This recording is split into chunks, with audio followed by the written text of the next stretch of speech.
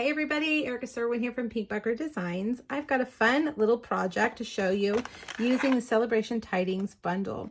I'm going to use this die right here to make the lid on this box. Now, this is not my original idea. I saw this online and I could not wait to make a box with these labels. So you could really make a box with any of these labels. The boxes would go from big to small, depending on whatever size you want. But we're going to use the largest die here. I'm also using this really fun stamp set, this stamp right here. This is the Celebration Tidings stamp set, which goes with these dies, but I love anything with a pumpkin. So we're going to stamp the pumpkin on both sides of the box and the lid. All right, let's make our box first. We're going to need our cut and emboss machine and the largest label die and a piece of early espresso cardstock. Now this is just a half sheet of cardstock. You could go a little bit smaller to save on cardstock, but for me, it's just easier to cut that piece in half.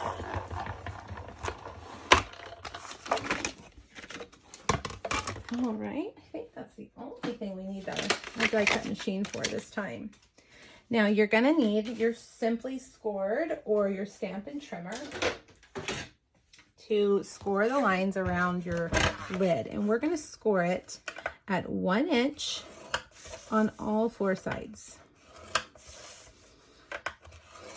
This just makes a really cute lid for an otherwise regular box. Now, while I have the Simply Scored over here, let me get the bottom of the box. This is a piece of crumb cake cardstock. Let me pull out my PDF. If you click on the link here on my blog, it'll take you over to the post with 3 Celebration Tidings projects. And here's this one right here. Here are the measurements. This is 6 3/8 by 8. And we're going to score it at 2 inches on all 4 sides. There we go. All right, now before we start assembling, let's do our stamping because we can't stamp on a box that's already assembled, right? And I'm going to stamp the pumpkins right here. Now I've got to pull it down. Let's see if I can get it straight without getting my head in the camera. There we go. And I'm stamping this in Memento Black because we're going to color it with Stampin' Blends. I'm using Pumpkin Pie, and I am going to color these cute little pumpkins in first with the light. And because we are coloring on colored cardstock, the colors are going to look a little bit different than they would on Whisper White, which is what we're going to do in a minute. Now I'm taking the darker orange and the darker pumpkin pie, adding in some more colors, and then I'll just take my light and blend all that in. Okay, let's do the other side. If you didn't want to do blending, let me just show you. If you didn't want to do blending, just take your dark and just do all dark like that. No problem. You can keep it simple, especially on colored cardstock. All right. Now I'm going to take my dark crumb cake for those stems. And then let's take our light Old Olive and just color in all the leaves. I like the way the blends behave on colored cardstock. It's very different than white. And I like the muted look that it gives you on this crumb cake cardstock.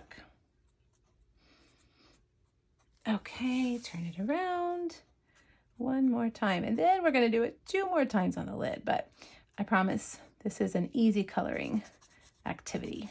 Anybody can do this, especially with the blends. They make it so easy. Okay. Now, I'm going to leave my blends open because we're going to use them in just a second. You want to get your bone folder, which mine is. Look, it's right here. Usually, I can't find it when I need it for a video. It's usually missing. All right, so burnish all your lines. Now, I'm going to take my scissors, cut off the 4 corners.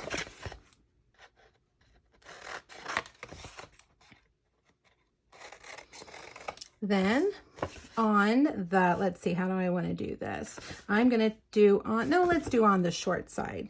I'm going to cut these score lines. It doesn't matter. You can do them on either side, just as long as they are on opposite sides. All right.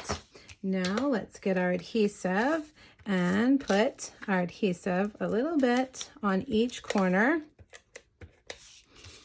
This is the new Stampin' Seal Plus. Sometimes it tears the crumb cake. I'm not sure why, but it is so strong. That's probably why. But you want to use a really strong adhesive on your projects. So fold those corners in and fold up the side. Let's get that straight. And there's your box bottom, okay? All right, now for the lid, the construction is exactly the same. We're going to burnish those lines. And then we're going to take our scissors and we're going to cut these. We don't need to cut the corners off this time because it's not a, there's no hard corners here. Just cute little scallops. All right, now a little bit of your adhesive. You can also use Tombow. I like to use Tombow on my boxes as well. All right, now fold that in just like that.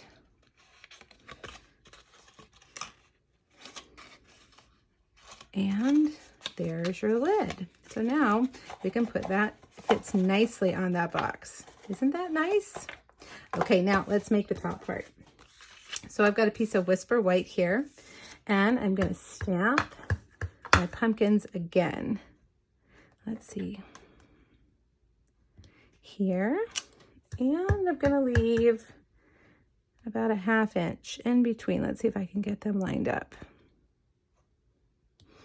Now, if you're worried about getting them straight, just pull out your Stamparatus, and that will ensure that you have gotten them exactly where you want them and that they are straight.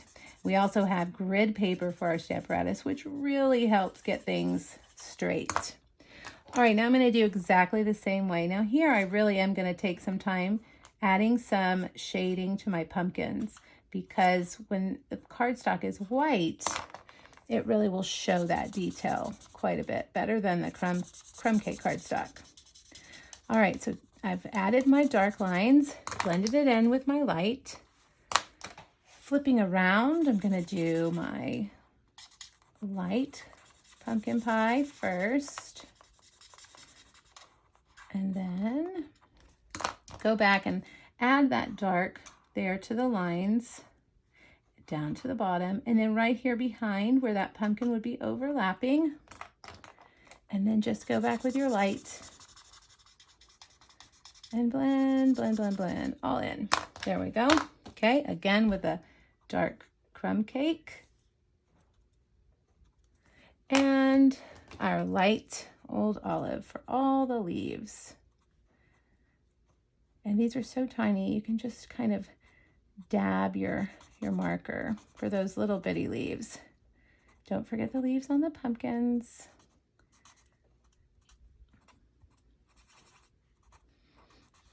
And flip it around.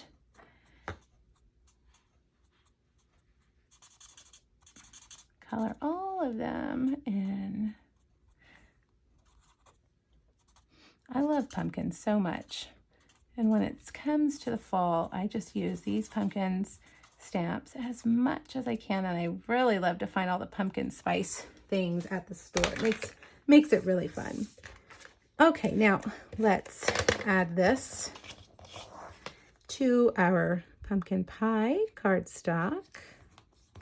And we're going to stamp the sentiment in Early Espresso on a 1/2 inch strip of crumb cake, and it says always grateful.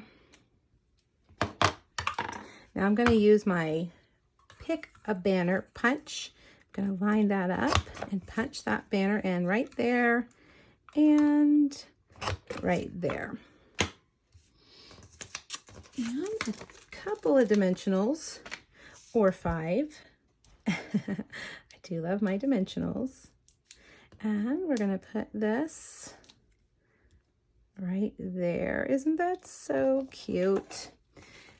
let's grab some more. Put them right here on our box top.